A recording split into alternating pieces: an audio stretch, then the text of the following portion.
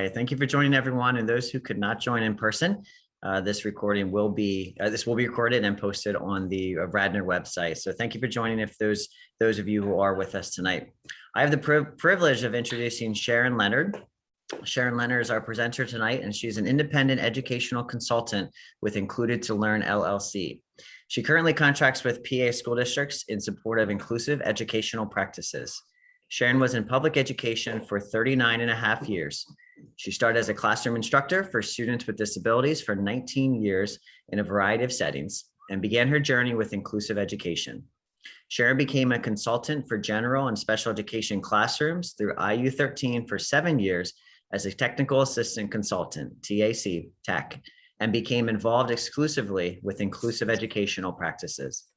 She worked with Pennsylvania Training and Technical Assistance Network, PTAN, for 13 and a half years at their Harrisburg office as the Inclusive Practices Central Regional Lead, supporting districts and families through the PA Inclusive Practices Initiative.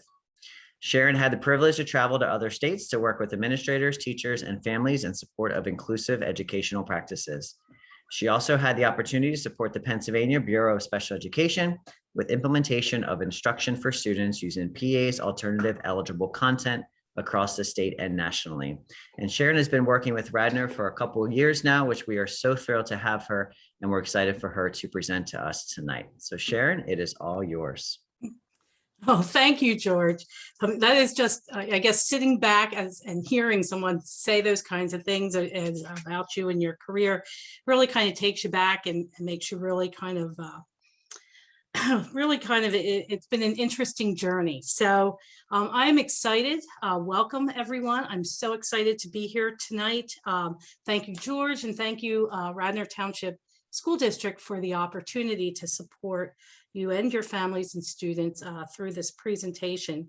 I am excited to share. I have so many life experiences from all of these experiences that I've had and opportunities to work in inclusive educational practices, and have met many researchers and experts in the field, colleagues, and have learned from them. And much of this presentation is based on that. So we're going to talk tonight about what inclusive educational practices is, what it can look like, and some tips and tools for you as families to be engaged in that that practice with your child.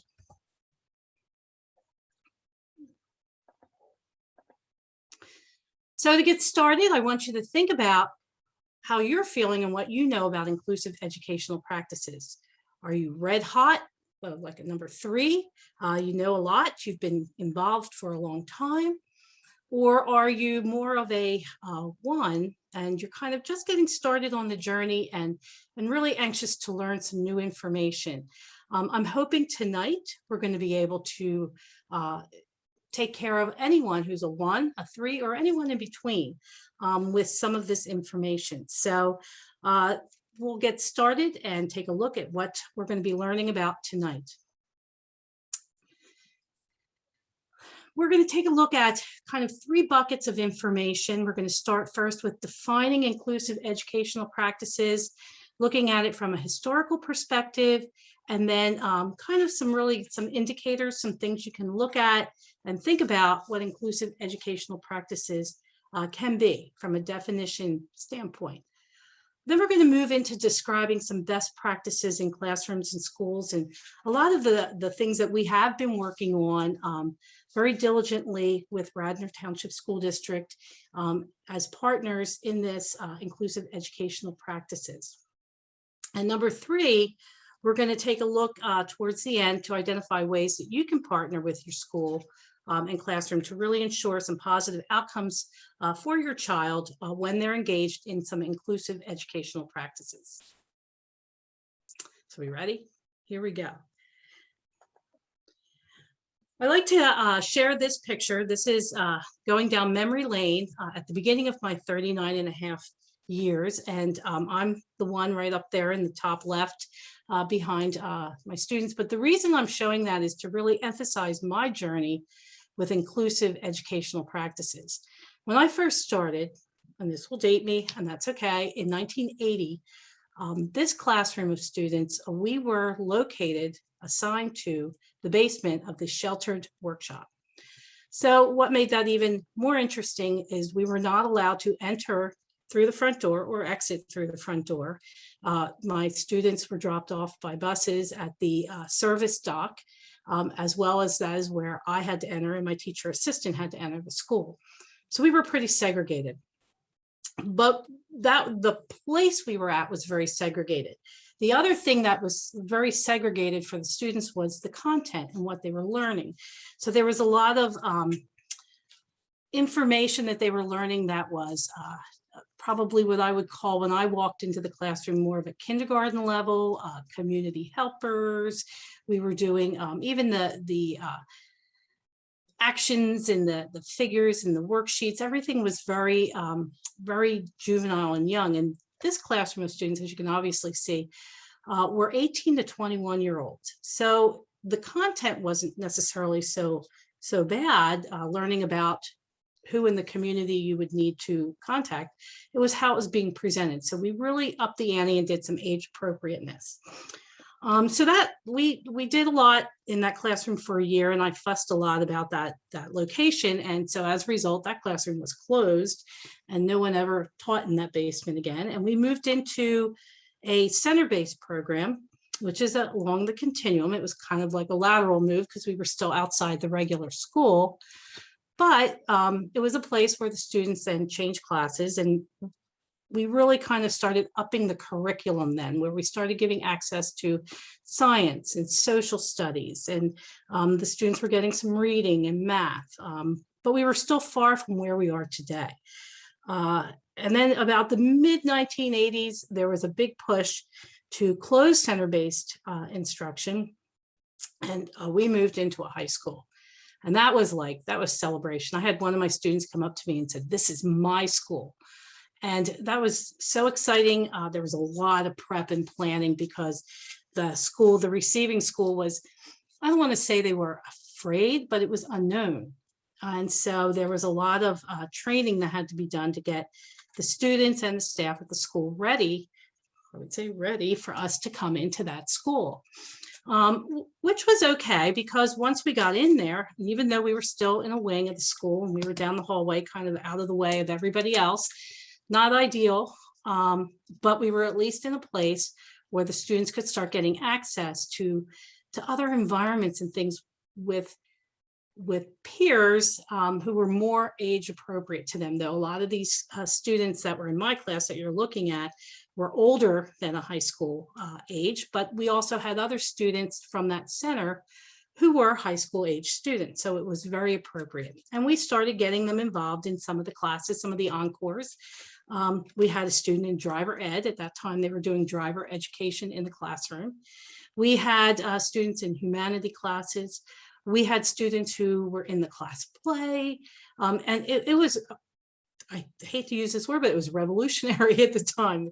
This was not even heard of. So it was an exciting evolution into this inclusive practices world that, our students, worked on bells. They were moving through the high school hallways when other students were in the hallways. So it was very exciting at that time, and we've come such a long way. But that's kind of situating us into our next couple slides, where we're going to see how this kind of all evolved and how education and inclusive education is still, I would say we're out of the infancy stages, but we're still growing and learning about what is best practice. So here we go. I like to start with, this is where we started, and it's better than nothing, but it was a place where we started. This is Michael J Greco. I don't know if you're familiar with him or not. He was a very strong advocate for inclusive educational practices, a professor out of the University of Vermont, who was also very talented with cartoons. And this is his island in the mainstream, where typically kids were coming in at the very beginning of inclusive educational practices, and they were in the room. Yay. We were excited about the fact they were having opportunity to be near their peers, but they often were sitting, in the back of the room. They were, had their paraeducator glued to their hip. So there were a lot of different scenarios there that you saw that weren't ideal, but it's where we started. So it really goes even back further than that to really understand it. You have to understand education in and of itself for kids really started back in the 1700s, and it wasn't until the 1800s we had public education, which was great. That was we finally had kids going to school, but we weren't doing it right there either, and it took us until 1954, where probably one of the foundational court cases for inclusive educational practices came with this Brown versus the Board of Education.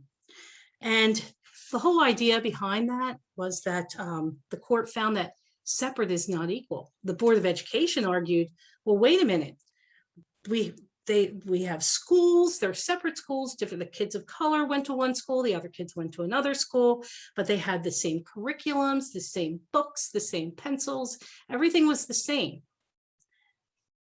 But then the court said separate is not equal. And that is what really changed and started kind of down this path of inclusive education. And so we fast forward a few years, and what we're going to talk about now are kids with disabilities, particularly kids with significant disabilities being included in schools really didn't happen until 1972 when the Park Decree was put in place.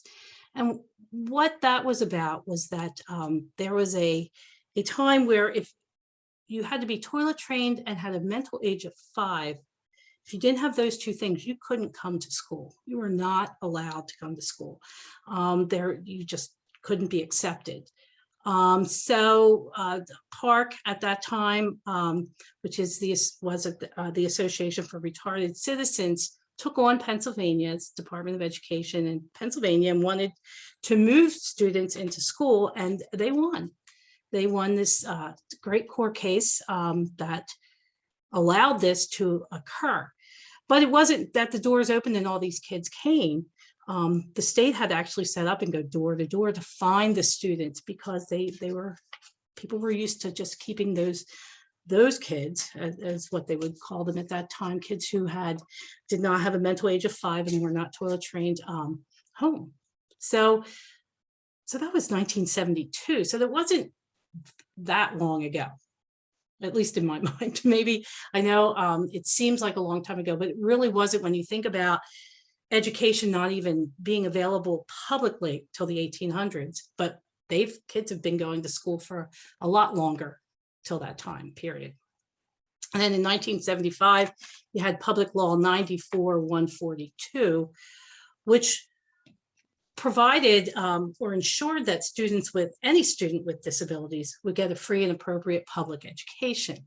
So that was landmark in order to get kids into school, kids with all disabilities. And they defined free and appropriate public education really as looking at meeting the standards and including, preschool, elementary, secondary school education. That was huge. That was so huge. But what is really kind of profound, and I'm going to bring this picture back again. This was 1980. When you look at this picture of these students, some of them were 21. There were about 3 of them in that classroom that were 21. The other ones were between 18 and 21. I'm in the back there. I was 21 when I started teaching this class. So I started school again, I'm going to date myself, but it was like 1963. I started kindergarten. But these kids, none of them came to school before 1972. So they'd only had the opportunity to be in school for like 8 years. So learning about how to educate and how to get these kids access to the gen ed curriculum has been a kind of new evolutionary kind of process, but not without its struggles. A big case, and this was a case that was heard in the Third Circuit Court, 1993, was the Oberti case, and there's Raphael. That's an actual picture of Raphael Oberti. And his parents wanted him to go to school where his peers went, where not his peers, his brothers and sisters. And so he was in kindergarten. And so the basis of that lawsuit, without getting into all the details, was really about the supplementary aids and services. And we're going to spend some time really talking about that today, because that's going to be something that, as a parent or as a family member, really becoming familiar with what that is and what that could be.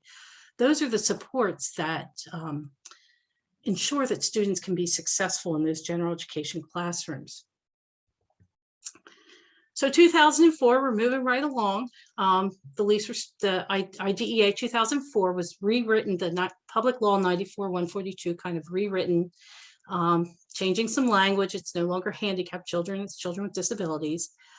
But they really emphasized with the use of supplementary aids and services, having students have access to that gen ed curriculum in regular ed environment. It's preferred, it's not mandated, but it's preferred, and having kind of giving the impetus to IEP teams to really consider what that supplementary aids and services could be, and will that best meet the needs of the student.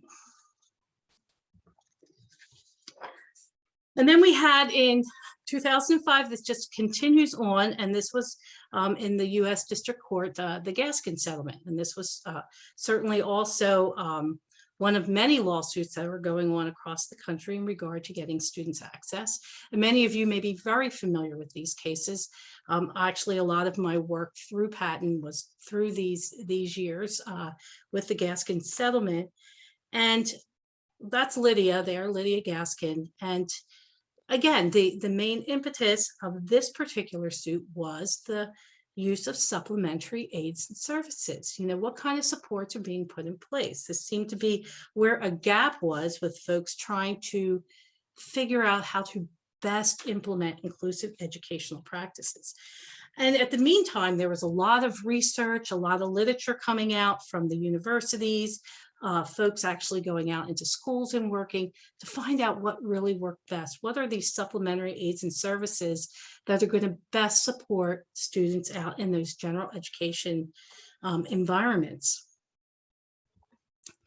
And then there are many, many other court cases. We're not going to spend time on them, but probably one of the next most familiar case, and probably one of the bigger cases, is the 2017 Andrew F. case, where they really talked about IEP programs giving kids with disabilities, ensuring that it's more than a minimal educational benefit. So we need to look at and think about that benefit, the educational benefit for students. And we're going to emphasize that today, because if kids are going to be out in a general education classroom, they need to be receiving some kind of an educational benefit as part of their IEP. So we're going to talk about that today. So I'm not going to go on any more with the litigation or any of the law, but those were kind of the big pieces that particularly referenced into Pennsylvania, and the emphasis on the supplementary aids and services. So another Michael J Greco cartoon. Take a minute and take a look at that. You know, fanning the flames of change. It's not been a fast process, but it's happening. And it's happening to ensure that we're moving forward in what is going to best benefit students. So that's why I like that particular cartoon.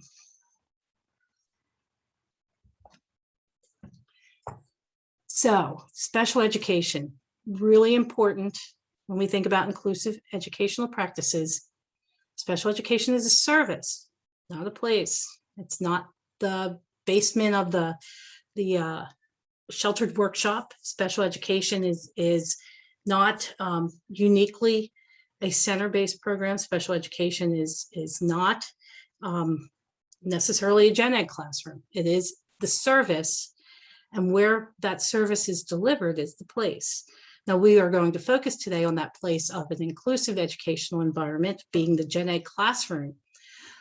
But you have to remember that special education in and of itself is defined by the specially designed instruction. So it's really like, where is that delivered?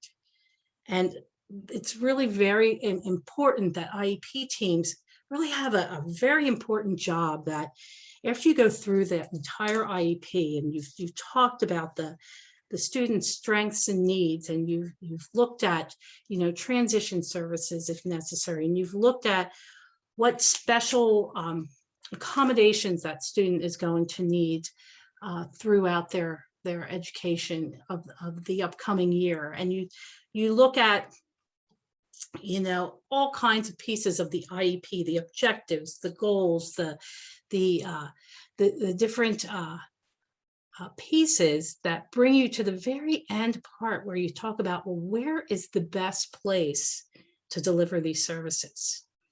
And as a result of the Gaskin settlement, one of the things that came out of that is that the presumption is that IEP teams begin that placement discussion with considering that regular ed classroom first, with supplementary aids and services. No one is ever advocating for a dump and hope situation. Rich Villa, I followed him for quite a few years and got to know him, and that was one of his sayings that kind of stuck with me, that we're not about dumping and hoping. We're just putting a kid into a Gen Ed classroom and saying, well, there you go. Won't that be nice for him? No, you need to have supports, and you need to have a purpose and a meaning of what that student's going to learn when they're in there. So in order for them to benefit from these special ed services, you want to have those conversations and have them very sincerely, and it's a tough conversation, I think, that teams have to have, and what they have to look at. So I love this picture. I couldn't resist this, since we're all in the delivery age, it seems right now. But inclusive education is really that delivery of those special ed services in a general education classroom or environment. And keep in mind, a general education environment is also the community. So those services are a place where that can be delivered, is that inclusive education classroom, or that Gen Ed classroom. So key concepts to walk away with from this particular part of this presentation is membership. Inclusive educational practices throughout the years is I belong, I count. I go back to that student when we were in the high school, and he turned to me with the biggest grin on his face. He said, "This is my school." This is after being in a center-based program for so many years, which was an old Catholic school in a downtown area. And we were actually in a high school, and he was thrilled. I belong, I'm here, this is my place. That's important. Schools and classrooms, in general education classrooms, provide that belonging, that sense of community. That is the community for kids once they enter school at age 5 or 6 or whatever it is that is determined, and they're in school until they graduate. And that's their community. And they graduate then into a community that knows them. So they're in a community that went to school with them, understands their needs, their strengths, their abilities.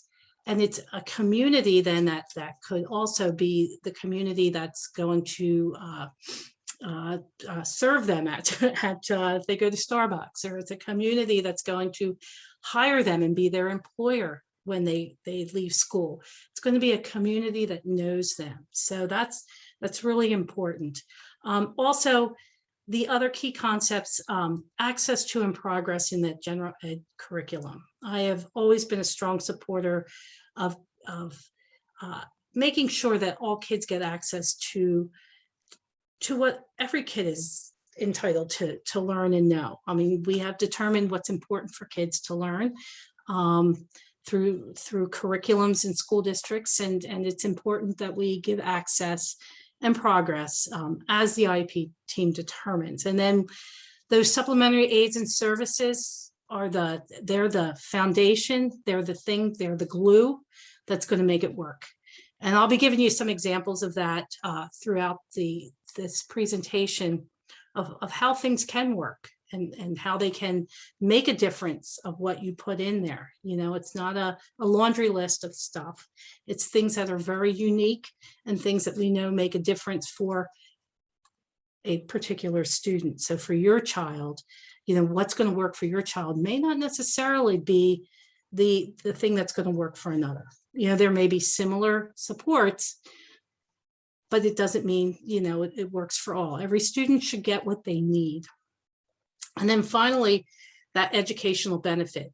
We want to make sure that when students are in inclusive environments or inclusive general education classrooms, that they are receiving benefit, some educational benefit from being in those classrooms.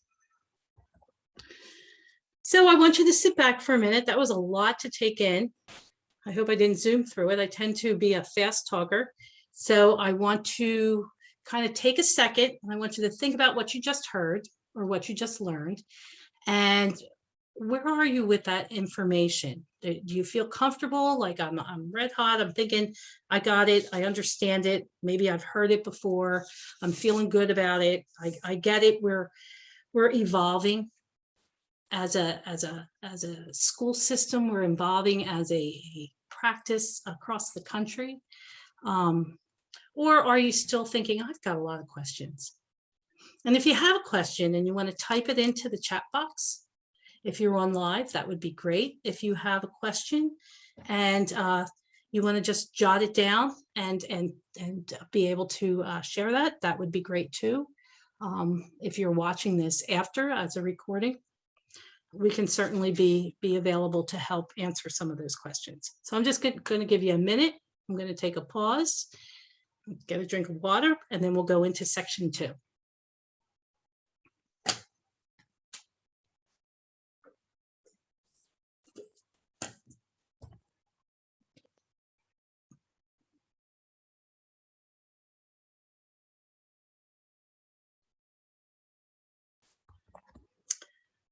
All right.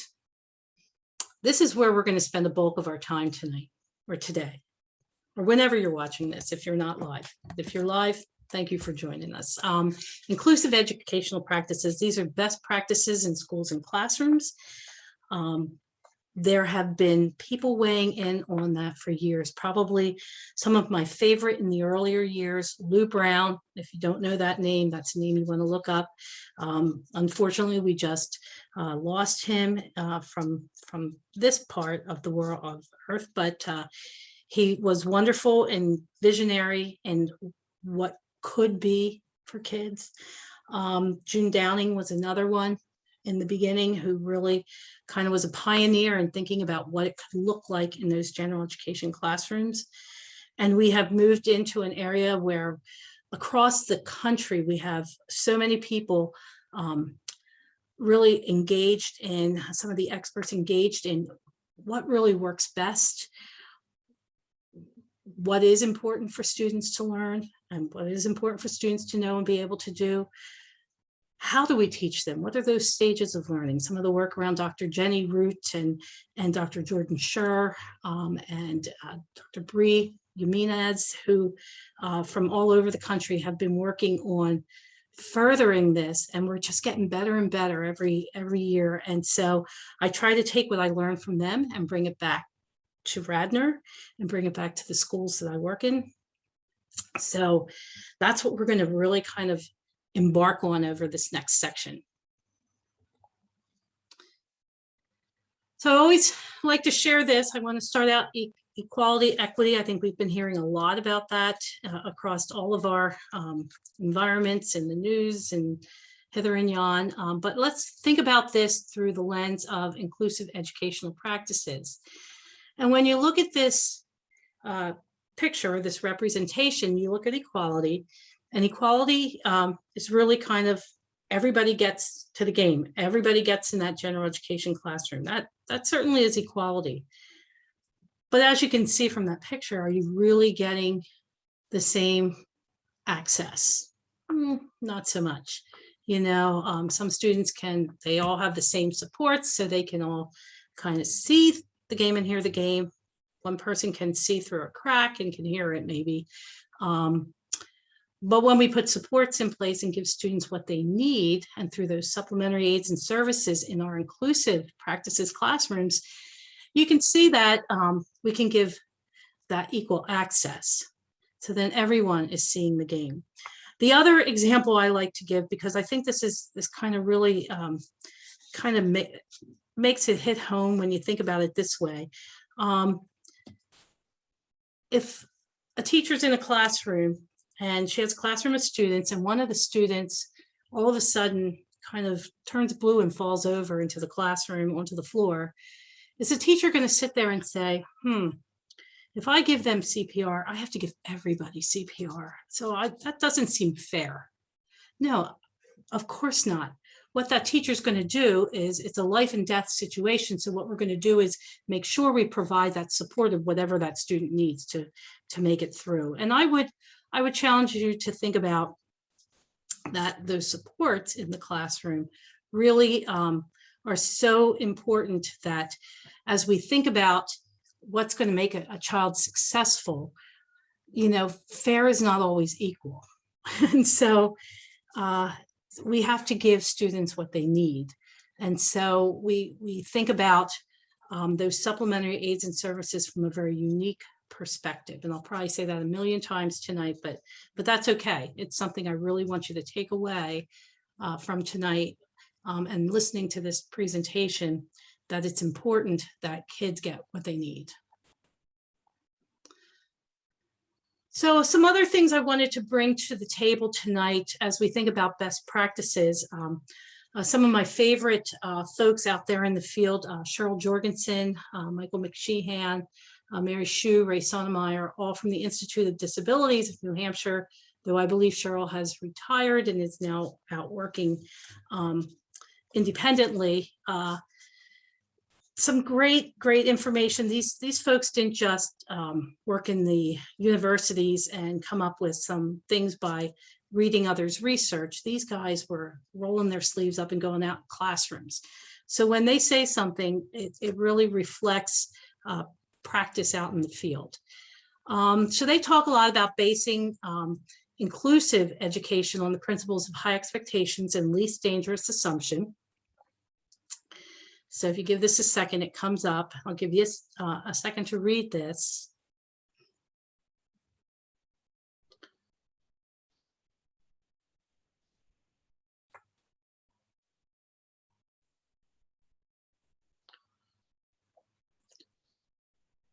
So inclusive education is really thinking about valuing what we know about what students have learned, valuing students as learners, and making the least dangerous assumption that if maybe they haven't been able to get a concept or something that we're teaching, maybe we need to teach it a different way. Maybe we need to hold our expectations high and adjust what it is we want them to be learning in regard to a certain concept. So it also is based, this woman, Ann Donnellan from San Diego, way back in the 80s, started this whole process of least dangerous assumption and talking about presuming competence. And I certainly agree with presuming competence, but I have always felt, and this is Sharon talking, that when you presume competence, you leave open the door that if the student doesn't demonstrate what you believe that they can learn, then you don't have that competence anymore. You don't believe that they can do that. So I always like to say we are assuming competence. We're assuming students can learn. And we need to make educational decisions, not kind of thinking about if they can learn it, but how can we teach them? So that's really what Ann Donnellan is saying in this statement that has held a lot of weight over the years. So we put that out there as a kind of foundation for inclusive educational practices. Here are some school and classroom indicators. We know schools and classrooms are inclusive. If students attend school, they would attend if they didn't have a disability. Now, again, there is IEP team decisions, and students always need to get what they need. Pennsylvania does have a continuum of services. But for the most part, if there are opportunities for students to receive those special education services in the school they would attend if they didn't have a disability, that's preferable. But again, IEP teams have tough decisions to make, and that's one that they can certainly decide when they think about that placement decision-making. Students with disabilities are proportionately represented in classes, and proportionately is, this is over all the years, this is something that has come up very often in school districts. What is proportion? Well, I like to say this is what it's not. It's not having, half the class with kids with disabilities and half the class with kids without disabilities. You want to try to be more proportional in how your classes, courses, clubs, and activities are represented. So you think about it in a natural sense, and you think about how often you may see a student or someone with a disability in the community, or, that's proportional, because you think about the, how often a disability occurs. So you think about, autism is probably a big one, because we've been giving all kinds of details of how often you see kids with autism. They're saying, was it now 1 in 64? So proportionately, think about that and represented in classes. So that's kind of the balance that I have given, or the advice over the years. But still, students in regular education classrooms, if there are kids without disabilities in the classroom, it is a regular education classroom. Students an equal member of an age-appropriate general education classroom. So we're looking for kids, if they're third grade age, we would expect them to be included in a third grade classroom, and an equal member. So if the class is in a classroom discussion, they're part of that discussion, no more, no less than any other student. So there's nothing special about students with disabilities in classrooms, except that they have supplementary aids and supports. But as far as how many times they're called on, or how many times they're pointed out or whatever, it shouldn't be any more than any other student. If all the students are working in small groups, they should be working in a small group. Equal member. Students' names on all class lists, group lists, job lists, and so forth. That was a big one when we moved into the high school, just trying to get into the yearbook. So we've come a long way. This is probably a pretty easy one that happens pretty naturally now in schools, and so that's exciting. Some more indicators, students in classroom and school routines. So, if you're doing the Pledge of Allegiance, lunch counts, eating lunch in the cafeteria, passing classes, going to your locker, those are things that students with and without disabilities, particularly students who are included, should be able to participate with.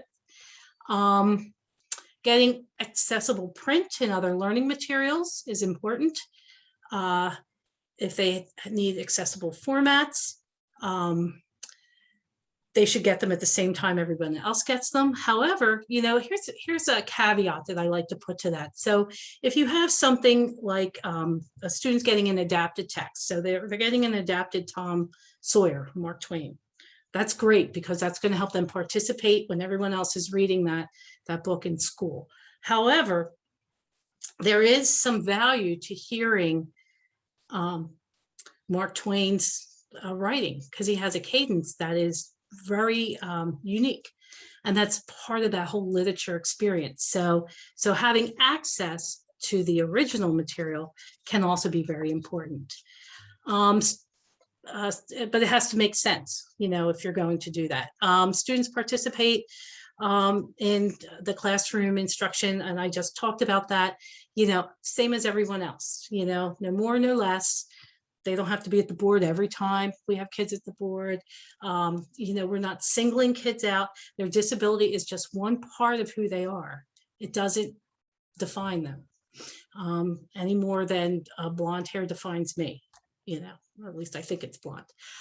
So those are the things you have to keep in mind when you see school and classrooms and inclusive schools. This is what you see. This is what my experience at Radnor is. I'm seeing all of these things. Students as possible ride the same school bus as their peers. Again, this is an IEP team decision. If it's possible, that's a great thing. They don't have to. The IEP team can determine they need a different support, and that's all right. But that's another indicator that Cheryl Jorgensen had put out. And then students transition between classes alongside their peers, unless the IEP team has a reason that the student needs to arrive or leave early or leave later. Those are all IEP team consideration and should be part of the conversation in regard to the supports that a student needs in that inclusive setting. So those were the indicators. Another piece that came out from Cheryl Jorgensen and Michael McSheehan was the whole idea of membership, participation, and learning. And this is what, when I've talked with teachers in Radnor and in other school districts, and they say, I don't know if I'm doing it right. What does it look like? What is it? How can I make sure my classroom's inclusive? I tell them, well, think about these three pieces: membership, participation, and learning. Membership is all about I count, I belong. If the teacher has a desk where they're a seating guide, where their kids have assigned seats, is that student, do they have an assigned seat as well? Are they in the mix of all the other kids? I mean, those are like kind of the easy things. The locker, the cubby, do they have the same, if kids are going to the library and kids are checking out books? I haven't been in schools since before the pandemic, so I'm hoping that they still do that. But do they still have that same access? It's the same kind. Think about everything that students are expected or given the parameters to do in a school. Those are kind of the membership pieces. The participation starts getting a little more interesting. Are you providing opportunities for that student to participate during the instruction? Do they get an opportunity, no more, no less, to answer questions? Do they get an opportunity, no more, no less, to present their project? So that participation is important.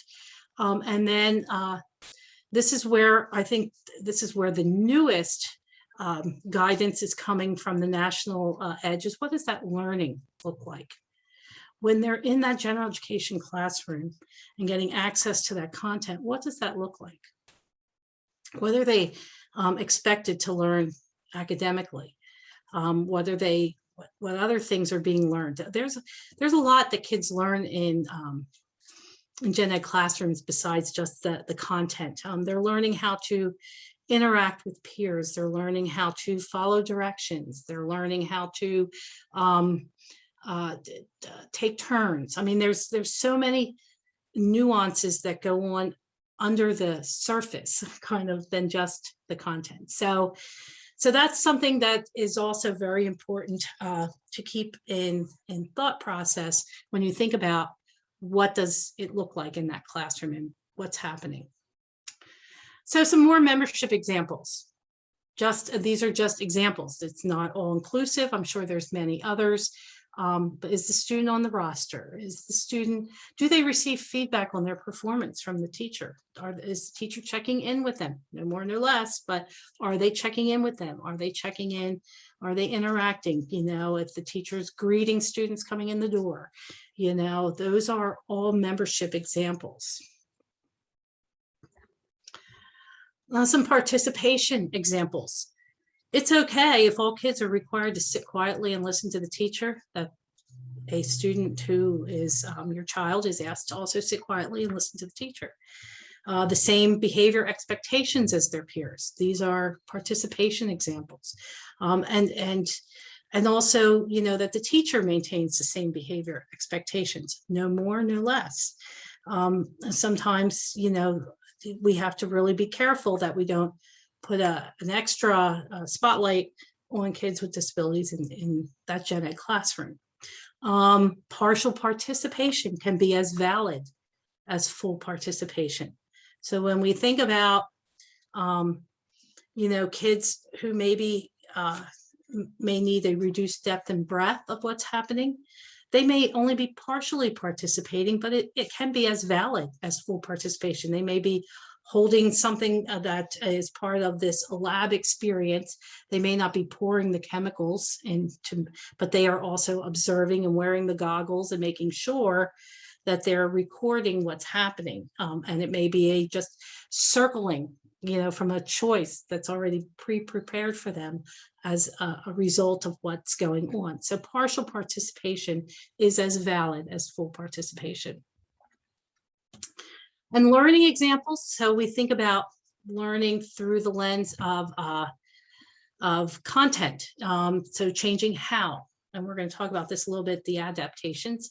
So they're going to learn the same thing as everyone else. We're not making any changes to what's being learned in that gen ed classroom, but we're changing how they're getting access to some of the things. So that some kids need that, they need more. Learning some meaningful targets. Sometimes we have to reduce the complexity of the gen ed content to give access to it. So it really changes the what. They're not learning everything else that everyone's learning. Sometimes they're just learning a big idea of what everyone else is learning, and that's okay. But that's an example of how to learn. The teacher, when a teacher is teaching a class from a gen ed teacher, they have an idea. They know exactly what it is they want their students to know and be able to do by the end of that lesson or by the end of that unit. And this is no different when you have learning for someone who needs a reduction of that complexity to a what. So it's going to be aligned to it, and we'll look at some examples of that, but it's going to be a little different. It's not going to be everything. And then you want to make sure that they're maintaining, if there is a target that the students are maintaining some growth towards the target. Maybe it takes them a while to get it. So it's a target over a unit or a couple units of learning. That's okay. But are they making some growth? Are they still doing, are we seeing them actually being able to demonstrate some understanding of what we're trying to teach? So it's more than just exposure. We're not just putting them in the classroom and hoping something, I call it spaghetti on the wall, where you throw it and see what sticks. It's more than just exposure. It's more targeted. It's more than just identifying facts. If the whole class is learning about Vikings, is it important for the student to learn, the year that Vikings were out and about? And is there some measured way to inform that learning?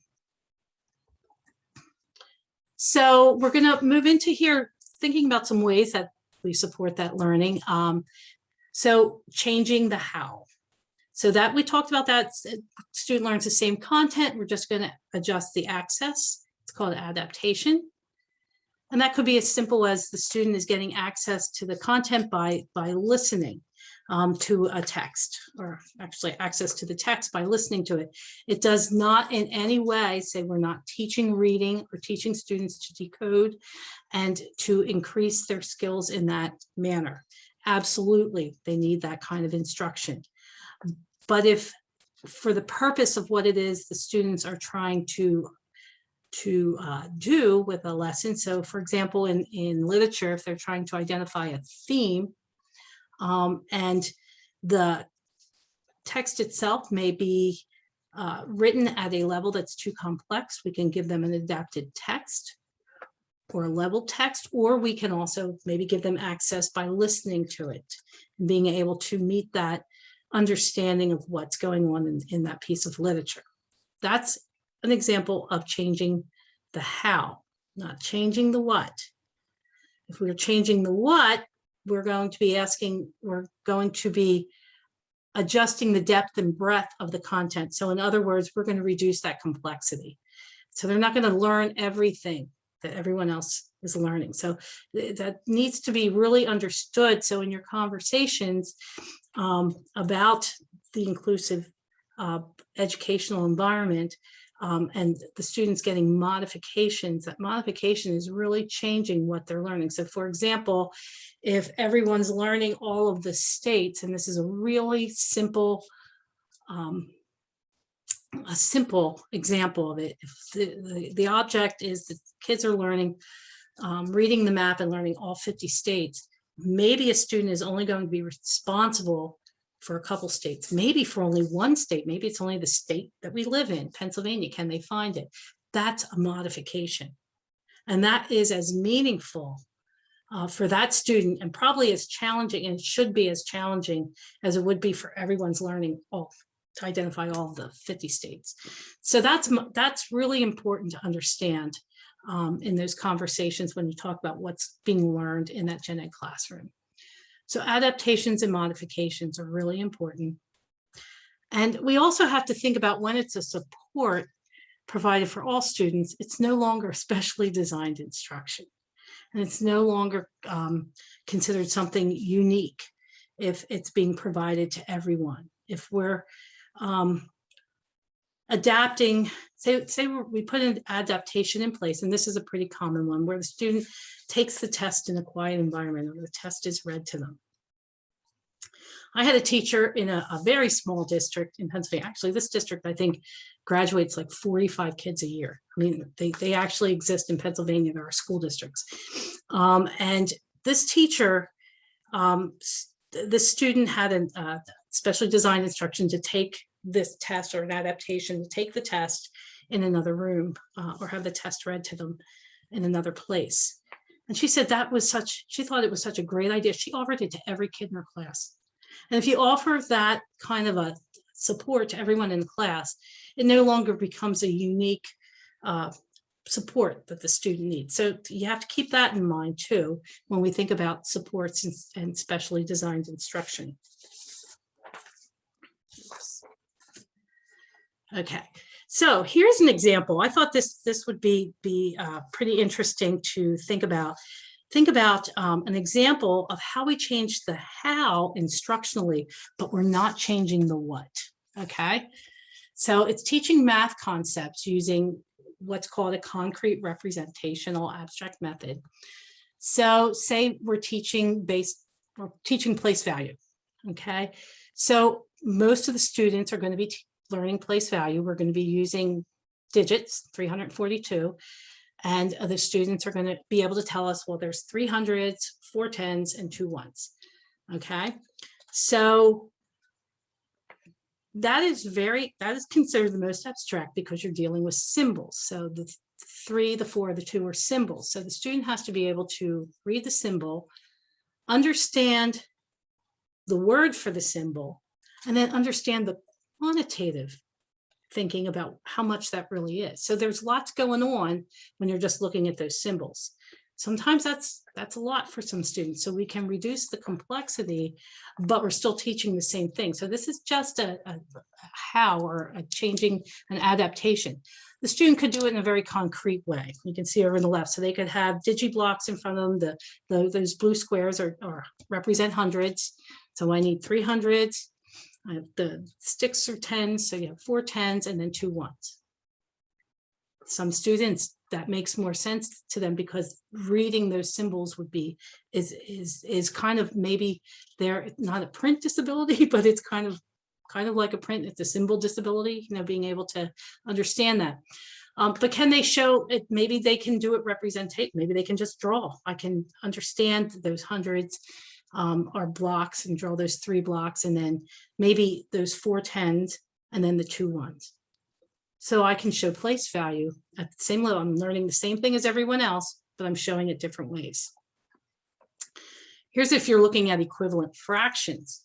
So 2/3 to how many ninths is that? Well, we can obviously the digits are very abstract, and that's most students can manipulate and understand how to do digits. But again, we can go to the concrete level, and you can have a template with putting out 2 rows of 3. You have well, you have 3 rows and you blank off 2 of those as of a different color in the concrete way. So you can then count up how many different colors you have out of the 9, how many pinks out of all of them, and that will give you your answer of reducing the complexity. You can also do it with the representational, where you can show 2/3 by having the student through a template just draw the circles and then color in how many are 2/3. So they're showing the same thing. They're showing the ability to show what 2/3 of a bigger amount could be. I probably tripped over that one, but I do know what that means. I hope that made sense to you. And then this was my favorite, because we actually did do this with some students with some significant cognitive disabilities, but using algebra tiles for adding integers. So integers come in 6th grade, and you start in the content in the curriculum. So you start looking at things that are positive and negative. So you can use the abstract, and many of our students do that, and they learn the process, how to, you would add the 3 on both sides and have the 5 = 3 + 2 + 3, which gives you your answer. You get the 2 by subtracting, adding the 3 on both sides, and you get the 2. But the concrete, we look at the tiles there. You put 3, the negatives are blue, positives are green, and then we teach the students that a negative and a positive cancel each other out. And we've actually done games where they practiced flipping them over, finding the pairs that cancel each other out until you get the answer of what that is. So you're learning the process without using the digits. An example of modification teaching math concepts is you could have integers, your positive and negative numbers, and perhaps you're using a number line, and all the students are working on a number line. They're working from -20 to +15. They're manipulating that, showing addition and subtraction. But if we're modifying, perhaps we're using a number line that uses a core group of numerical concepts that we know our student understands and recognizes. And maybe it's a 0 to 10, maybe it's 0 to 5. In this case, it's 0 to 4, and teaching them how to manipulate adding and subtracting using that particular number line. There is content in Pennsylvania, which we're going to move into next, thinking about identifying opposites on a number line and understanding that 0 is between positive and negatives, which is very meaningful for some students to learn, because in real life, you got to keep your bank account in the positive and not the negative. You also think about the positive and negatives when we think about temperature. So those are some important pieces to think about. Modification is really changing the what, as opposed to, we go back here to changing, everyone's learning the same thing, but we're learning it in different ways. We're just changing the how. So moving forward, why targets for learning are important. I explained that all teachers have a target for what all students are learning in that classroom. That's a given. But we do know when we have to adjust that target, it supports the development of aligned modified materials. How do you know what it is you want to have the student show what they know and what they can do? It supports measuring when the learning has occurred. It supports defining what is being learned. It really helps to make instructional decisions of what comes next. So it's something we've worked pretty hard with the teachers in Radnor Township School District, thinking about these targets when we have students that need something modified in the classroom. The other thing that we talk about, and I'm bringing it up to you so that you are informed, and if this conversation may well be happening in your IEP meetings, thinking about where that target's coming from. The teachers are learning that they can do it through what Pennsylvania has provided, the alternate eligible content, which is aligned into the standards in Pennsylvania, or are we talking about a big idea? And years ago, when I started really jumping in with both feet in inclusive education and met with gen ed teachers, and we would talk about what's the big idea of what you're teaching. And these, I'm always amazed by the general educators because they really know their content. They really know it. And they know it so well that they can tell you what's important to know and use 25 years from now. If the kids walk out of here and don't remember all the details, what is it? What is the concept that they need to understand? And so an example of that is years ago, there was a fourth grade teacher who was teaching about reptiles, and we were trying to say, well, what's important to know and use 25 years from now? And this teacher thought and thought and thought. She says, 2 lives. She just started saying 2 lives. I'm like, what? She said, they have 2 lives. They can live on land and they can be in the water. So that's what I want this student to learn. So it like took the minutia out, took some of the, having to identify all the parts of all these different reptiles, being involved in all the lessons around all of that, but only being held to understand that there were 2 lives, that these reptiles are really unique, that they can do that. So that's really what the big idea is. The alternate eligible content, which I call a gift to Pennsylvania and to this work with inclusive education, is really to give you a quick understanding of what it is all districts, including Radnor Township, they develop curriculums. And there are 500 districts in Pennsylvania, and they all have their own curriculums, which is as it should be.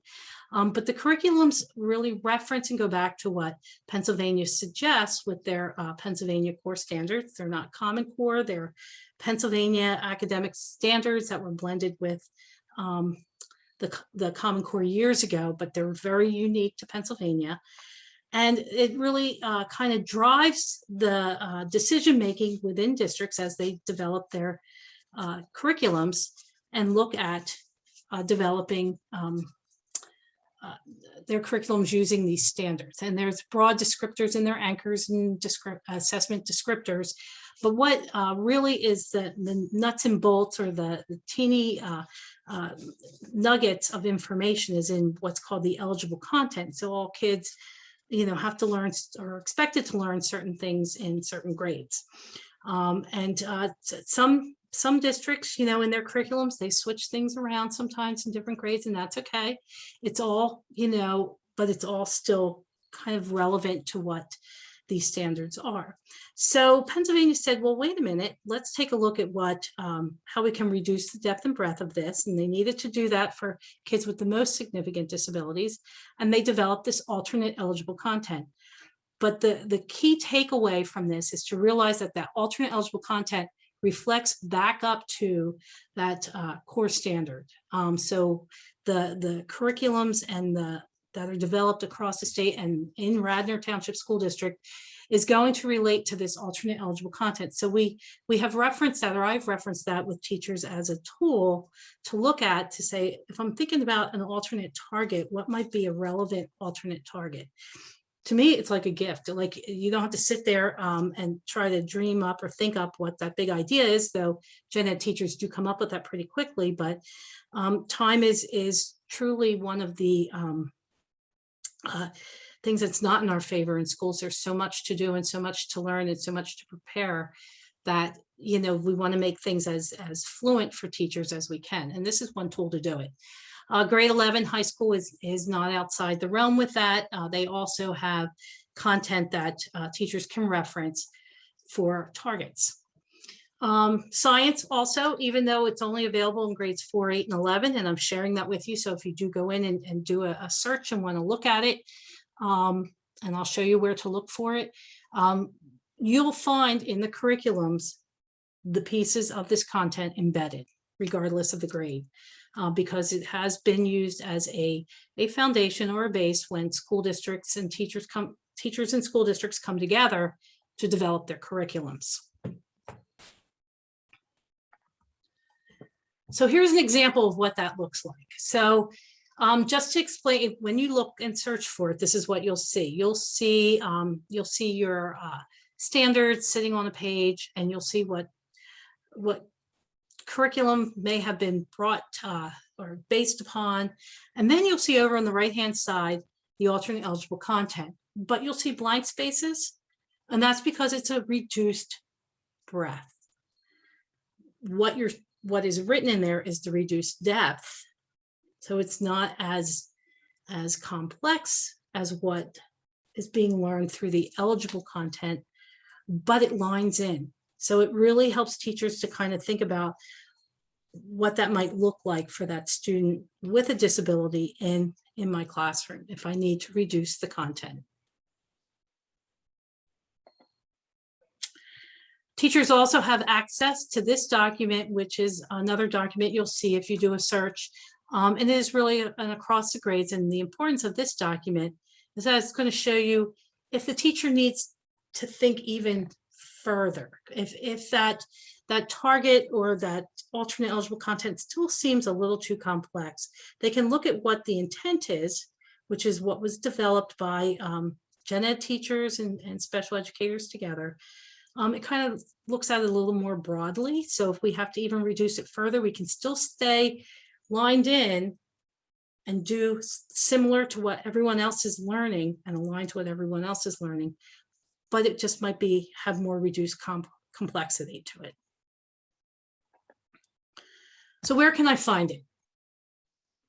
Here's some places that you can find this alternate eligible content. You can go to the patent website, and there's a tab for disabilities tab, and hit that and it'll open up to lots of different disabilities. Just click on significant cognitive disabilities and you'll actually see alternate eligible content, and you can click on that and it will open up. You can pick your grade, you can look at any of that information and see what maybe some of the expectations could be for your child. You can also go to the pdesas.org website, and that website, very interestingly, will you go to the materials and resources is the easiest place, and put in their search engine. I'm looking for alternate eligible content, it'll come up. Or if you're really interested, you can go into the standards by grade.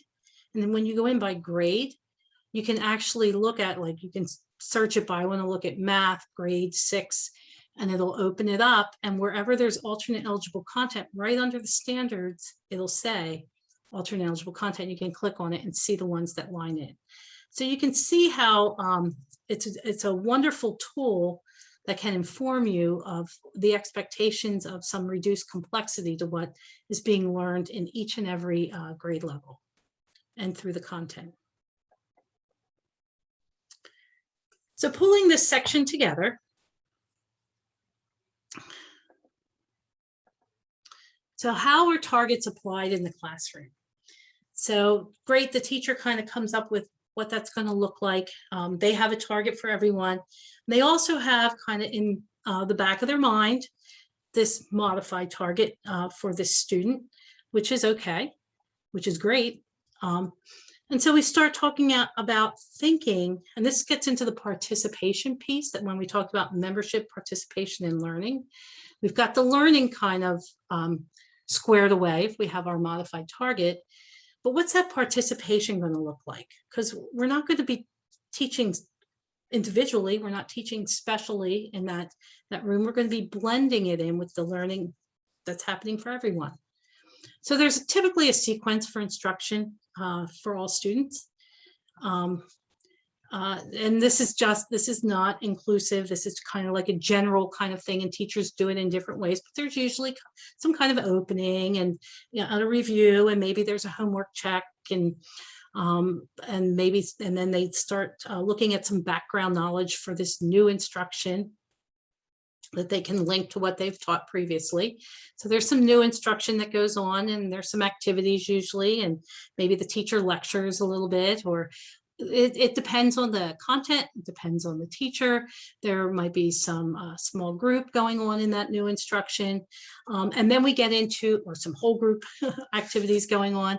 And then we get into some practice, maybe some independent practice, small group practice. The teacher may check in. There could be some assignment for the next lesson or for homework, and then, or some generalization of that information into something else. But that's typically how you see the classroom go.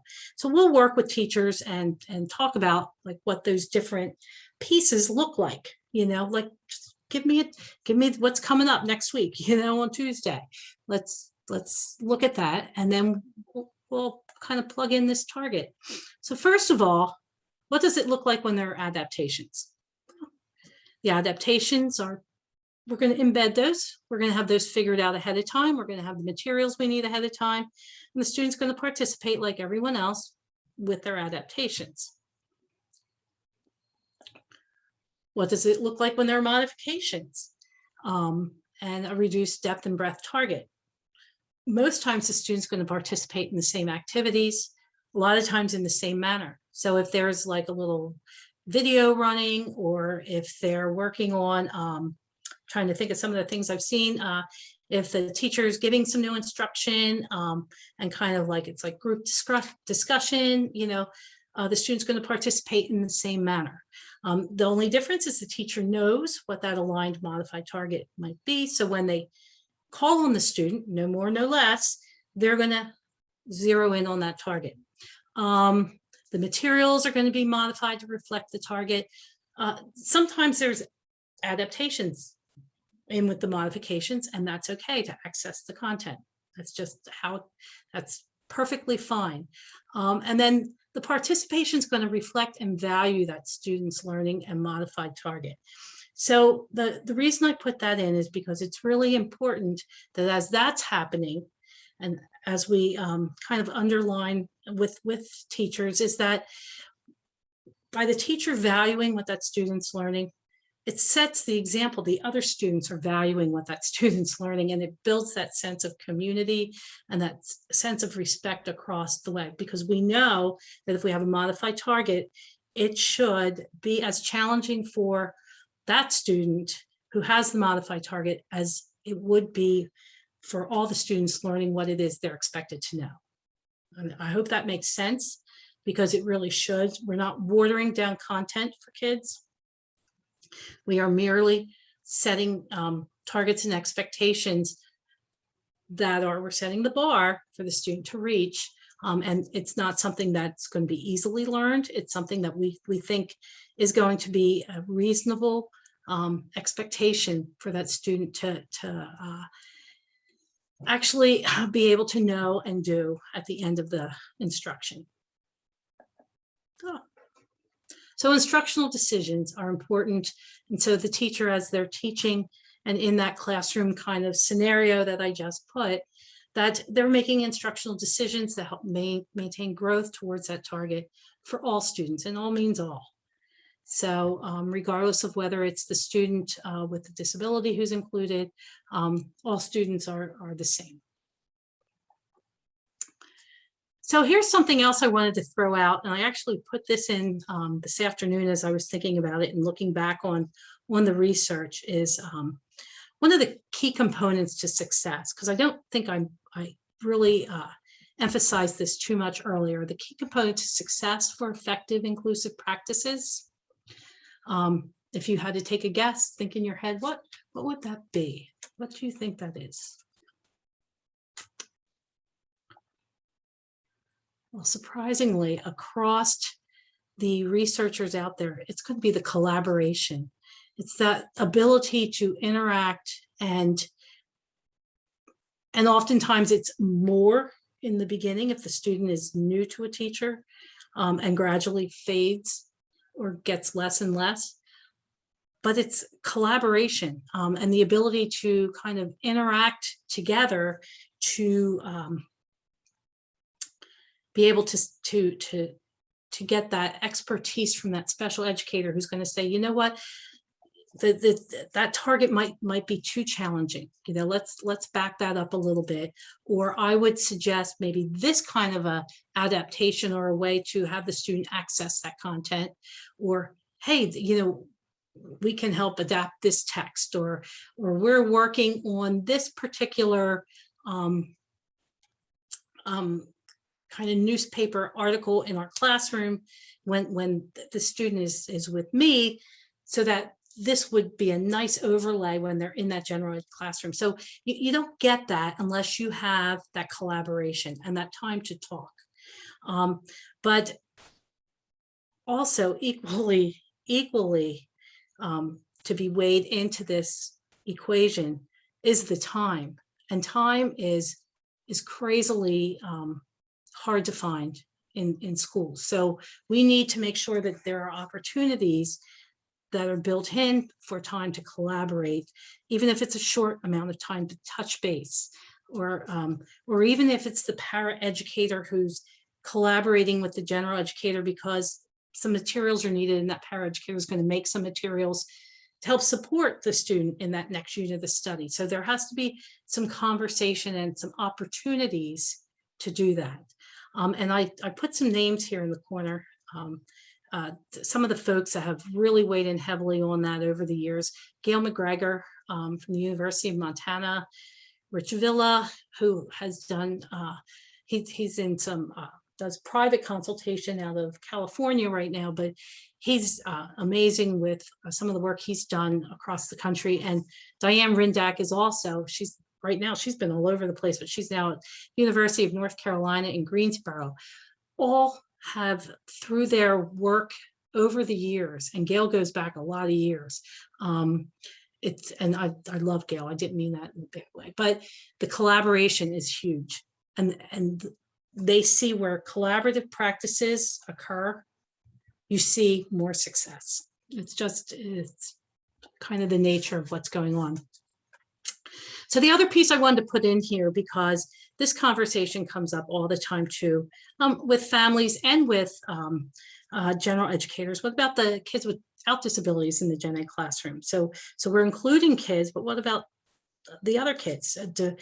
Does that impact their learning? Because maybe the teacher is going to spend more time with that student with a disability in the classroom. And it's a good question. It's a good question. And that's why I wanted to share with you, there's this great research study Eric Carter, who's out of Vanderbilt University, has done.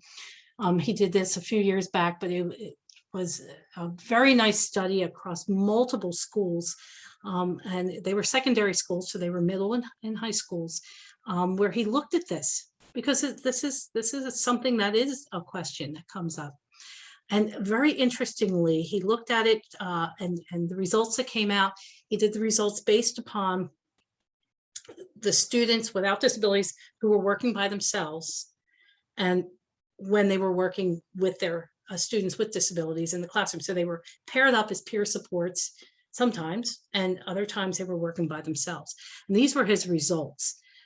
So on the left side of each of these columns are when the student without disabilities was working alone. So their academic engagement was 86% when they were working alone, but when they were working as a peer support and working actually supporting a student with a disability in the classroom, it jumped up to 91%. Students who were averaging AB grades before, when they were working alone, kind of stayed the same. They didn't lose anything. They didn't really gain a lot, but they didn't lose anything. But what was really remarkable is that the students who were what I would call maybe struggling students in that gen ed classroom, who were typically CDF, they were averaging a 68%. They saw a jump in their performance in those classrooms where they were actually with students with disabilities as a peer support, jumped up to 82%. It was a very compelling study. And if you would want more details on that study, I can get them, because we can also look at how the students reacted with paraprofessionals as opposed to peers, kids with disabilities. It was very, very interesting. So I wanted to throw that out because I didn't want to leave this section without us really kind of talking about that as well, because that is a question that comes up quite often. So another Michael J Greco cartoon, inclusive education, proving you can dream with your head in the clouds, still have your feet firmly on the ground. So there are ways we can do it that are meaningful and that students can learn. So that concludes our second. I told you that was going to be the meatiest part of our time together tonight. But when we think about best practices in schools and classrooms, these are the things we're working with that I'm working with Radnor Township School District, and it's very exciting to see these things really moving forward in the classrooms. So think about how, since you just heard all of this information, how are you feeling? Are you feeling, yeah, 3? Are you feeling pretty comfortable with what you heard? Do you feel like you've gotten a little more information about what it could look like in those classrooms and what it is looking like? Do you have some questions still? Are you in the middle? If you have a question, I'm going to encourage you to put it in the chat. I have Kara's monitoring the chat there. And I'll give you a minute to, if you have to type something. And I'm going to get another swig of water. Sharon, we do have a question from a parent. What more can I do for my son to ensure better positive outcome? That's a great question, because that is really going to move us into the next section, because we're going to kind of take it. Now you know what it kind of looks like. This is what you can do to help make that happen. Okay, so if I jump the gun, I feel if I say something, I'm going to jump the gun on what's coming up. So if to this parent, if you hear the next section and you still have a question in regard to some additional things, I think the first important thing is being knowledgeable about what it can look like and what you can expect, or kind of ask the questions when you're in those IEP meetings. But we're going to get into some more details of some things that can be done.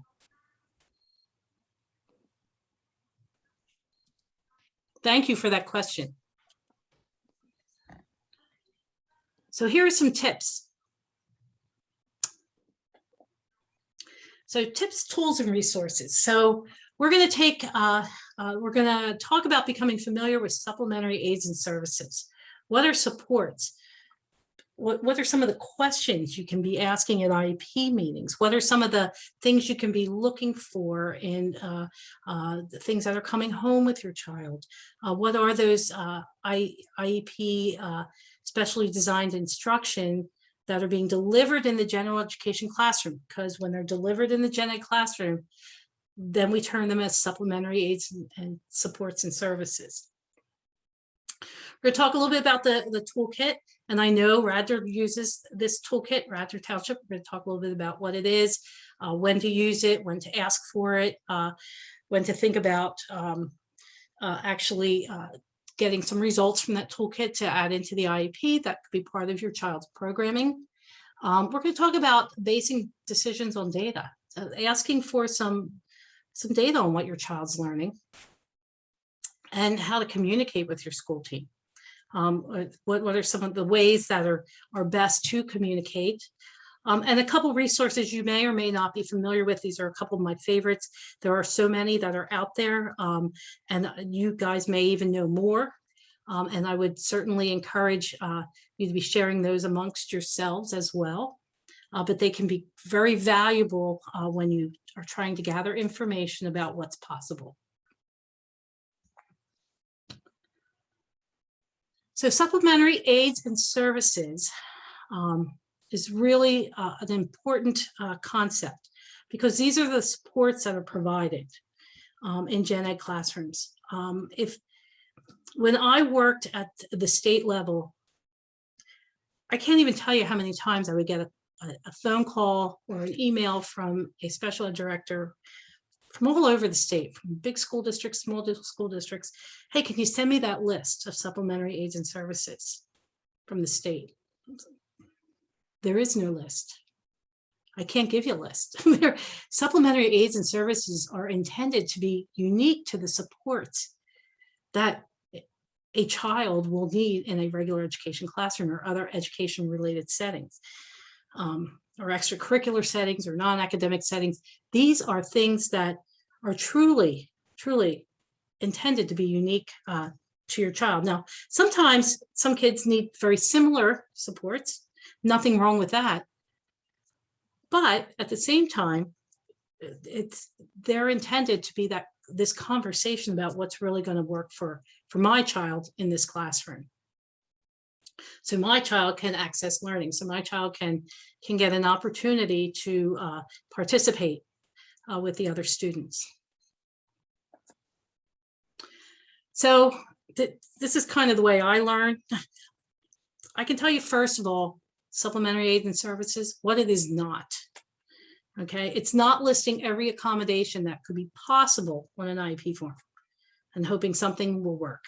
Again, throwing spaghetti on the wall, seeing what sticks. That's not the best way, because it then becomes so overwhelming.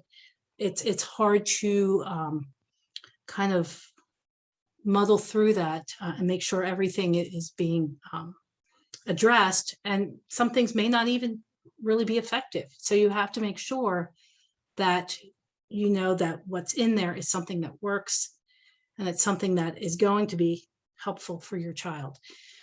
Using a standard set of accommodations every year. So some of the questions at the IEP meeting. Okay, we put in, having my test read to my student, to my child. Is that working? Ask questions. How has it worked? Have you seen a difference? Have you tried it without it?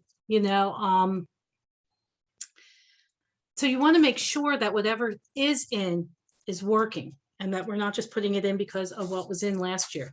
And don't misunderstand that, because there are things, if you find something that works for a student, a lot of times that you want to go with it. That gets into your toolbox, and you're going to use that, until the cows come home. But sometimes we have to ask the questions, when things are in there, is it really working? Jumping right to modifications, saying, well, we need to make sure that we modify everything. Well, maybe you don't. I worked with a team, not in Radnor, but another team who had a student, a child, who had some real significant language issues in many of the classrooms. And so there was a lot of modifications around language. However, the student opted in high school to take a Spanish class. So everyone was like, whoa, is that going to work? This kid needed no modifications. I cannot even explain it, except maybe as he grew up, he spent a lot of time watching Sesame Street, where they did a lot of Spanish. He was amazing. I mean, the whole school was like, the special ed director had to call me up and say, you're not even going to believe this, but we're not even putting anything in place, and this student is performing. He was getting B's and better, in that classroom. So it was quite telling that, again, learning that just because you put modifications in one place, do you need them everywhere? I don't know. It's going to be a child by child kind of conversation. So that's kind of what it is not. So what are especially supplementary aids and services? So I've been a lot of places over the years. And so I kind of, this is kind of a fun slide, because I put some things in place to show you how things, you may see things and say, oh yeah, I've heard about that one, or we've used that one, and there's some things that are very unique, and that's okay. So here we go. What are some supplementary aids and services? Well, text on tape or text digitally. That's probably a common one. Visual schedules, probably common. Sometimes you need to go from just words to pictures. That's okay. If that's what the student understands and it gets them either through a class or it gets them through a day, they're perfectly fine as supports as a supplementary aid service.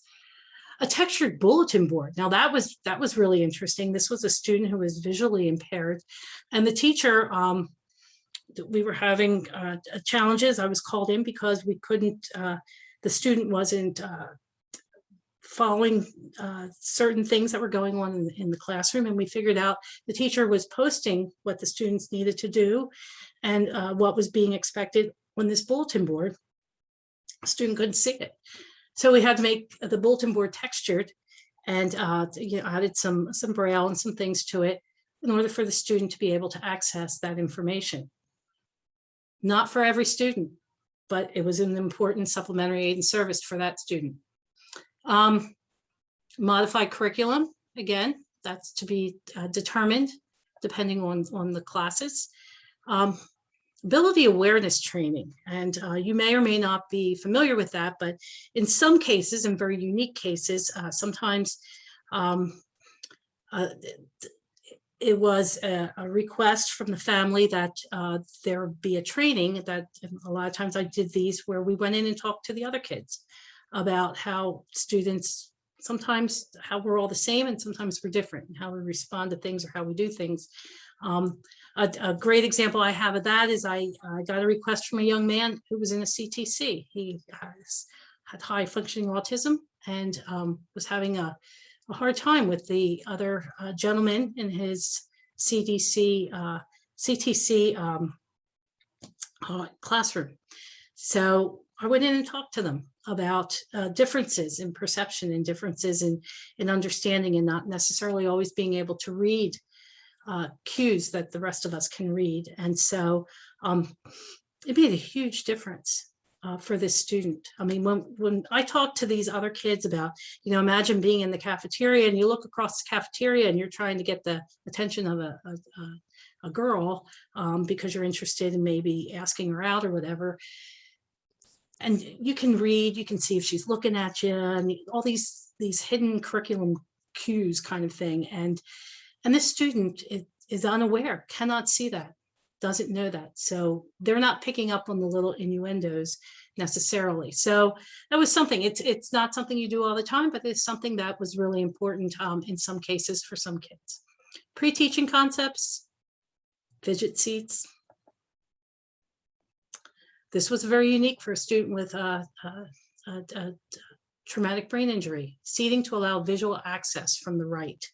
So the student needed to sit on the left side of the classroom to see what was going on in the classroom because of damage in the brain. So it was interesting because it was interpreted that she needed to sit on the right side of the classroom. And so it was very important to be able to clarify that she needed to sit on the left side to get access to the right side of what was going on in the classroom. A teacher aide or paraprofessional assistance, adaptive seating, collaboration time, that can be something that could be a supplementary aid and service, visual prompts to stay on task, use of a calculator. Sometimes students need that as a backup. That's quite all right. Extra time to take tests. Oh, this was a unique one for a medically fragile child who was being included. An air-conditioned classroom, and this was in a city school, old schools, and they needed to have an air-conditioned classroom. Very unique to that student, but needed it to be in that gen ed classroom. Advanced notice for change in routines, perfectly fine. Chunky crayons, social skill instruction, social stories is another one. Change in routine, rules or expectations. Private duty nurse, another medically fragile child. Training for the teachers. Sometimes the teachers need a little bit more, and that's okay. That's all under supports for school personnel. But these are supplementary aids and services that some are unique, some are not, but you need to be thinking about them through the lens of your child when you are having those IEP conversations. So providing sensory breaks, I got one. So the other thing that's kind of interesting when you think about supplementary aids and services, there were actually two gentlemen that wrote a book, Eichstätt and Bartlett, who wrote a book about supplementary aids and services. That's all they wrote about. But what they wrote was very compelling because they kind of narrowed it down to, if you think about it through 4 buckets, you're going to pretty much hit thinking about, what could possibly be possible for a supplementary aids and service. We always think instructional. Teachers are very, very good, and Radnor is no exception, with thinking about how to best support students instructionally. But we also need to think about, in those gen ed classrooms, there are social behavioral structures that need to be put in place, the collaborative piece, whether it's between the paraprofessional and the gen ed teacher, or the special educator, the case manager, and your gen ed teacher, your physical considerations, where the student's actually sitting, if they're too near the door, is that distracting? I mean, those are all things that are considerations of supplementary aids and services. So then a toolkit, Pennsylvania developed a toolkit with Dr. Gail McGregor out of the University of Montana. I was very fortunate to be part of that Pennsylvania team that helped develop that with her. And it is a great tool. I know Radnor Township does use this when needed. It is a tool that it's not intended to be used for every student, every time, every year. What it is intended to do is when you have a situation where everyone's kind of at a roadblock, like what supports are going to make sense, or boy, my student really wants to be involved in this class and we can't figure it out. A good example I have of that is a family I worked with, and a student in a district where the student has autism, high functioning autism, but very, very impulsive, to the point that, sometimes the behaviors did not meet what people were expecting. So the student wanted to be involved in an encore class of woodshop. And in that woodshop were quite a few pieces of equipment. Woodshop teacher was a little nervous, I would say, only because he was considering the safety of the student and other students. So we were like, let's do a toolkit. Let's think about this process. Let's think about this classroom and what the student might need to be able to participate effectively and in a good way in this classroom. So we worked through this multi-step process. And what's really nice about the toolkit is it's very student positive. It's very clarifying about what students' abilities are, and we use those abilities to bridge our barriers. It takes the realities of the gen ed classroom, because there are realities in those gen ed settings. There are some things that, like intensive direct instruction in the gen ed classroom is really challenging, because you have a teacher who's teaching a group of students and leading them through this process. And if you are pulling a student to the side and doing intensive instruction, it really is not as effective for all students. So you want to think about what are the realities of that gen ed setting. So then we take that gen ed setting and we look at everything that's happening. And the teacher then, as a team, we then determine where the barriers may be in that gen ed classroom. And then we use what we know about the student's strengths and interests and abilities to bridge the barriers. So a lot of words to just say that we need an opportunity to consider the full range of supplementary aids and services. And I'm going to say that again, the full range of supplementary aids and services. When I talk about things being unique to certain students, that's what that full range is. So again, if you read this through in your own head and you come to these blanks, that full range of supplementary aids and services. So again, there's no list. People ask. And so we use this model to think about that full range. Are we thinking in all these different buckets of where those challenges might be, that we can bridge some barriers? So the toolkit has 4 parts. Most of them are done before the team gets together. It is a team kind of meeting. I can only speak from my experience. I've been able to lead teams through this in less than half a day, half a day at most. But what you do is you look at, so it's intensive. So that's why we don't do it for every student every year all the time. It's really where you come up to those kind of like, you kind of feel like people are pushing back, or this isn't going to work, or we just can't envision this. And having been in the classroom and having been in schools, I understand those situations do come up. And like that student who was really impulsive, and you got a buzzsaw in that encore class, you want to make sure that student's going to be safe and everyone's safe. So you spend time the family and the school puts together the student profile. And you can do this, beforehand. There's ways to gather that information. And so you have the student's strengths and interests, and everyone has access to that.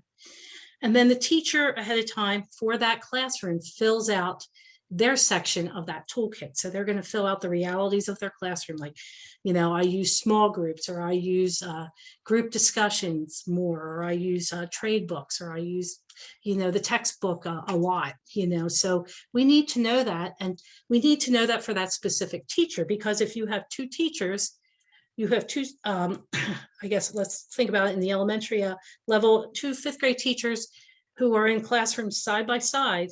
They're teaching the same content, the same curriculum, using the same materials, but they're going to do it a little bit different, just because teachers are going to teach differently. There's an art to teaching. So we have to look at that through the lens of that classroom that student's going to be in. And then once you have that, the team comes together, and then you look at all those, what's going on in the classroom, and you determine as a team, is that going to be a barrier or not? If it involves a lot of reading and the student has a print disability, that could be a barrier. So what are we going to do to bridge the barrier? We look at what the student's strengths and interests are, things that have worked in the past, and we come up with brainstorm. It's a brainstorming opportunity to come up with lots of different ideas that then go back to the IEP team to say, this is this is something we'd really like to put in as a good supplementary aid and service. So it has some processes to it. The actual meeting itself can include a lot of people, even people who aren't typically on IEP teams, to help contribute to that brainstorming. But it's really the IEP team then that takes those brainstorming ideas and say, this is something we really think will work. You don't have to come up to those decisions at that time. So basically, this is what I just described for you. It's a multi-step process, but the only step where you really kind of work together is you're going to look at step 3 and 4 as a team to really identify their strategies. So there's something that you could do if you're in a situation where if there are many challenges in that inclusive classroom, and you're thinking about what else could we put in place? Have we thought of everything? So that is one strategy. And also understanding about supplementary aids and services, and that there's a full range so that you can come up with things outside the box. And you may be able to do that without going through that whole toolkit process. So here's some resources I want to show you. I want to click on this, but I'm afraid if I click on it and I get out of my screen, I won't get back to you. But I'm going to highly recommend this Parent Center Hub. Is really a great resource. If you just Google Parent Center Hub, you'll get to it. And it gives you information about inclusion at the Kids Together website. It takes you to links to the IRIS site at the Vanderbilt University. It has incredible resources there that gives you different ideas about inclusive practices, gives you different ideas about supports. So I would recommend that.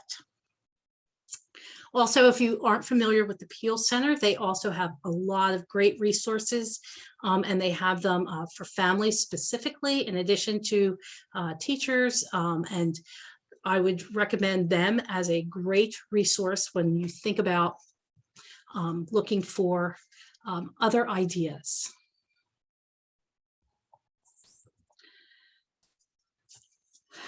I would also highly recommend, as a tip and a tool for you to look at, you want to base decisions on data. So if your child's out in general education classrooms, ask what kind of adaptations have worked. How well have they worked? What do they look like? If we're modifying, what has my child learned? What are some of the targets, big ideas for learning? Because these are things that really inform you and will inform the IEP team as you think about moving forward. Because if things aren't working, or you've put supplementary aids and services in place, you've done the toolkit, you're still struggling, Sometimes you have to think, well, is there something else we should be doing? I mean, not, maybe there's another place in that general education curriculum, particularly in the secondary level, that the student could be in instead of where they're at. But I mean, you don't know until you ask about the data. What does it look like? Show it to me. We're really emphasizing with teachers to kind of track it. I mean, in a gen ed classroom, teachers are tracking what all students are learning.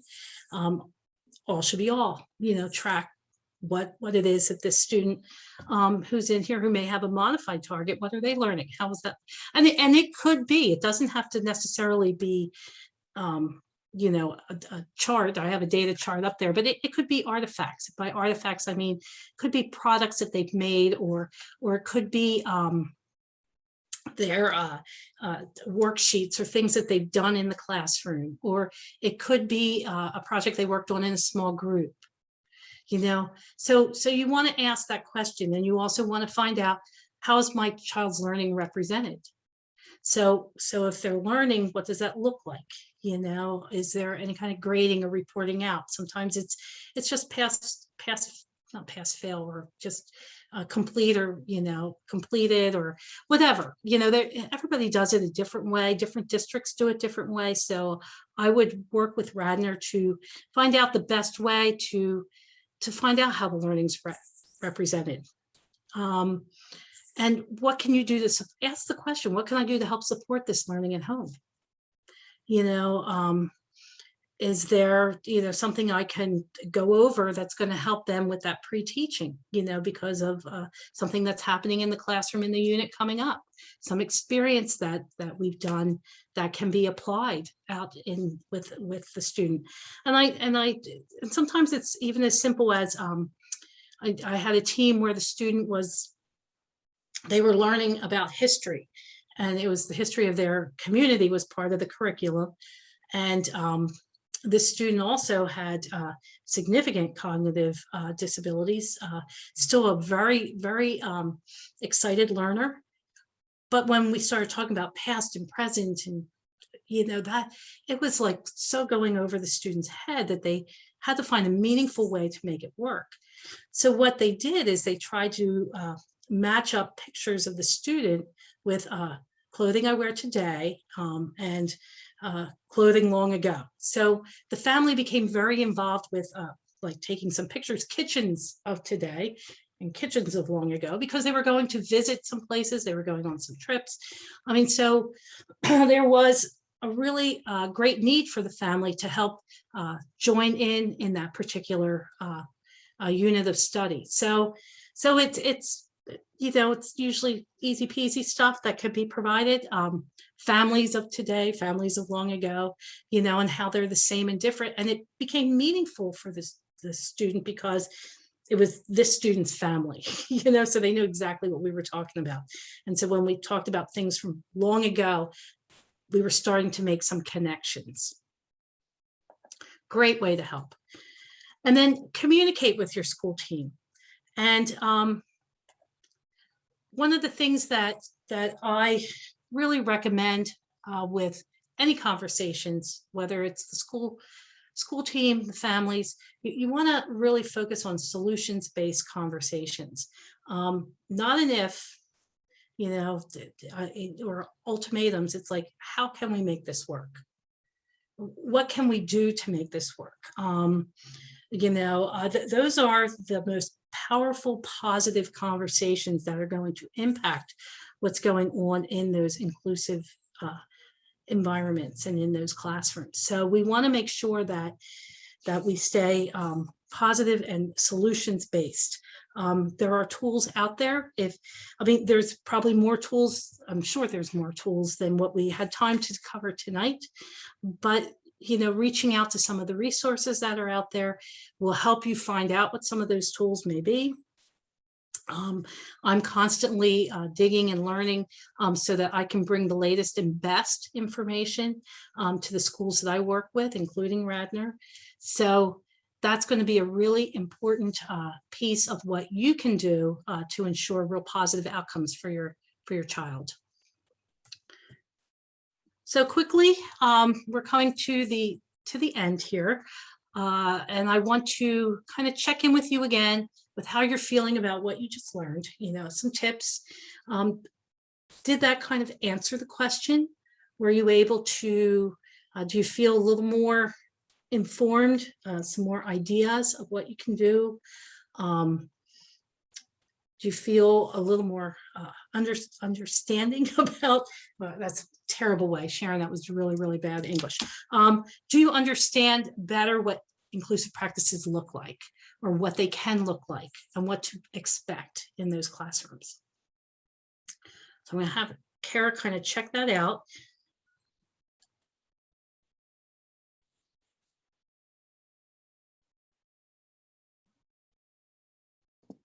Sharon, I just have families thanking you for tonight and for your wealth of knowledge and presenting tonight.